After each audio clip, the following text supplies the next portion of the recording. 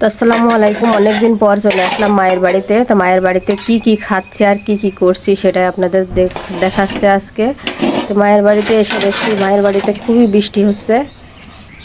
উঠানের কি অবস্থা দেখুন। আর মা রান্না করছে এখানে আমড়ার কুরমা রান্না করছে। এখানে শোল মাছের দো পেঁয়াজা নারকেল বাটা দিয়েছে তার সাথে। খুবই টেস্টি খাবার। আর এই আমড়াটা রান্না করবে কিন্তু বিশেষ একটা জিনিস দিয়ে, খুবই পুষ্টিকর একটা জিনিস, ডিম। ডিম ছিল লাগবে না? ডিমটা দাও। আমার মা সবই রান্না করছে, খেতে খুবই মজা লাগে। পুরো রেসিপিটি পরবর্তী ভিডিওতে পাবেন।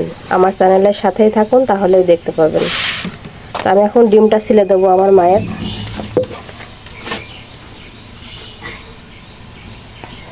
এই যে ডিম চলে এসেছে, সিদ্ধ ডিম। গরম ঠান্ডা পানি দিতে হবে, তাহলে কিন্তু খুব দ্রুত এই খোসাটা ছাড়াই যাবে। বরফ পানি দিলে বেশি হয়। তা আমার মা নারকেলের দুধটা বের করে নিচ্ছে, নারকেল চিপকায়ে। এই দুধটা যে এই যে এর ভিতরে যাবে, আমড়ার ভিতরে। এখানে গরম পানি ব্যবহার করা হচ্ছে, তাহলে এবার ঠান্ডা পানি দাও। ঠান্ডা পানি দিয়ে দেওয়া হলো। এখন আমি এটা ছিলে দেবো।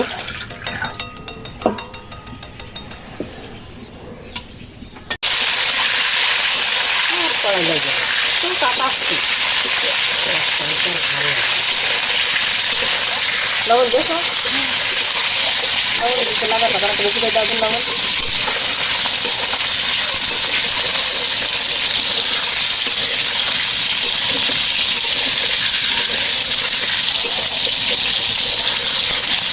লবণ একটু বেশি করে দিতে, তাহলে আর এইটা লাগবে না বেশি। লবণ বেশি করে দিই, ওটা আমড়ায় লবণ দেওয়া রয়েছে। লবণ দিলে ভালো লাগে। মশলা একটু কম দিবা,